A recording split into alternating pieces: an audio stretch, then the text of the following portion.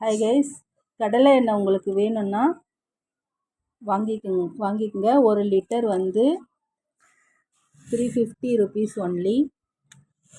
350 உங்களுக்கு எவ்வளோ வேணாலும் வாங்கிக்கலாம்.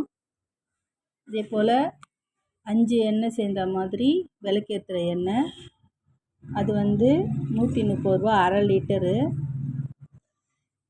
அதே போல் நல்லெண்ணெய் வந்து எல்லாமே செக்கு எண்ணெய் தான். நல்லெண்ணெய் வேணும்னா எல்லாமே இதில் வாங்குறியா ராஜா கடையில்? இது 1 லிட்டர் வந்து 450 ரூபா. எம்ஆர்பி வந்து 500 ரூபா இருக்கும், 450 ரூபா 1 லிட்டர் நல்லெண்ணெய்.